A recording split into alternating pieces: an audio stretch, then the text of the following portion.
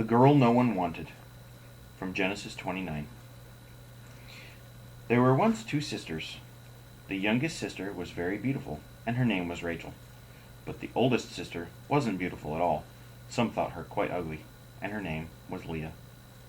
Rachel was the kind of girl who always gets invited to parties and chosen for the team. Everyone loved her, and poor Leah, no one hardly ever noticed her. One day their cousin Jacob came to stay. He was one of Isaac's sons, and he was on the run. Jacob had stolen and cheated and made enemies, including his own brother, and now he was hiding. The funny thing is, Jacob, of all people, was the one God gave the special promise to, the same promise he'd given his grandfather Abraham. I will rescue the world through your family. But then God chooses people we least expect, as we'll see. Jacob stayed a long time working for his uncle Laban. One day, Laban said, "Jacob, I've decided to pay you for your work. What do you want?" A sudden thought struck him. "How about one of my daughters?" Jacob looked at Rachel and he looked at Leah. Who would he choose? Of course, he chose Rachel. "I'll work 7 years for free," Jacob said, "if I can marry Rachel." So Jacob worked 7 years, and at last his wedding day arrived. But that night, Laban played a nasty trick on Jacob. Instead of sending Rachel to marry Jacob, he sent Leah. In those days, they didn't have electricity, so it was dark in their tent. And besides, women wore veils, and you couldn't see their faces properly. So Jacob suspected nothing.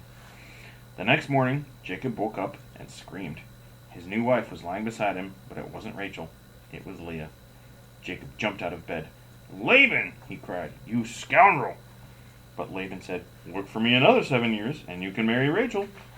So Jacob worked for Laban another 7 years, and at last Rachel became his wife. Now Jacob had 2 wives, but of his 2 wives, Jacob loved Rachel the best. "No one loves me," Leah said. "I'm too ugly." But God didn't think she was ugly. And when he saw that Leah was not loved and that no one wanted her, God chose her to love her specially, to give her a very important job. One day, God was going to rescue the whole world through Leah's family. Now when Leah knew that God loved her in her heart, suddenly it didn't matter anymore whether her husband loved her the best or if she was the prettiest. Someone had chosen her, someone did love her, with a never stopping, never giving up, unbreaking, always and forever love. So when Leah had a baby boy, she called him Judah, which means, "This time I will praise the Lord," and that's just what she did. And you'll never guess what job God gave Leah.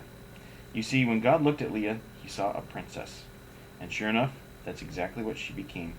One of Leah's children's children's children would be a prince, the Prince of Heaven, God's son. This prince would love God's people. They wouldn't need to be beautiful for him to love them. He would love them with all of his heart.